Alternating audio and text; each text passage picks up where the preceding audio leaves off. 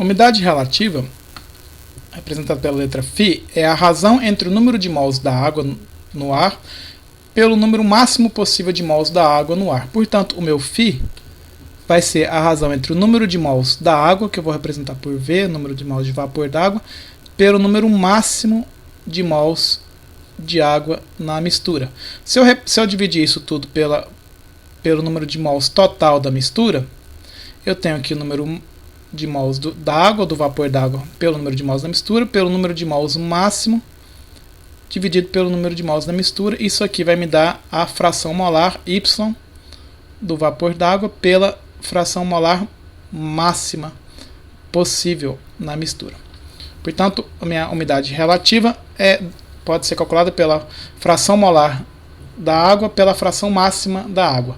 Usando o conceito das pressões parciais, eu tenho que essa fração molar, ou a pressão parcial, pode ser calculada como a fração molar pela pressão total. Logo, a fração molar pode ser pela pressão parcial pela pressão total. Isso implica o quê?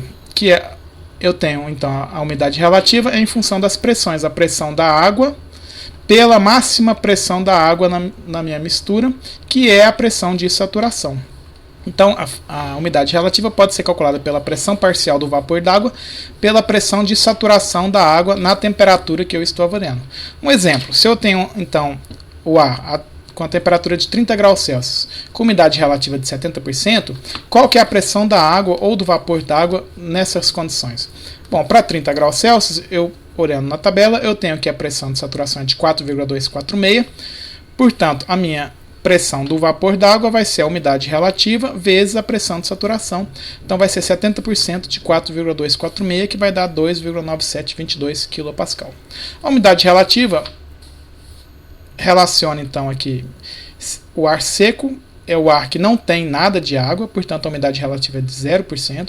O ar saturado é o ar que tem a máxima quantidade possível de água, portanto a umidade relativa é de 100%. E o ar úmido, ele está entre o ar seco e o ar saturado, a umidade relativa é entre 0% e 100%. Então, aqui alguns conceitos importantes que me trazem dessa umidade relativa. Então, para 30 graus Celsius, eu tenho aqui a pressão de saturação de 4,246 e eu defini que a minha pressão para a umidade relativa de 70%, a pressão de vapor é de 2,97, ou seja, a minha água no ar está a essa pressão.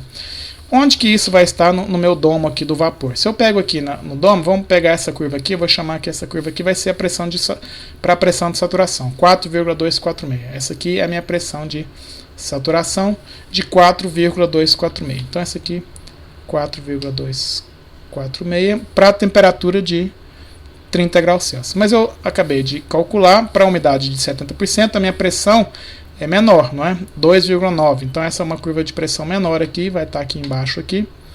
Essa aqui é a curva para a pressão de 2,9722. Portanto, a minha água está a 30 graus Celsius nessa pressão de 2,97. Então, ela está aqui. Ó.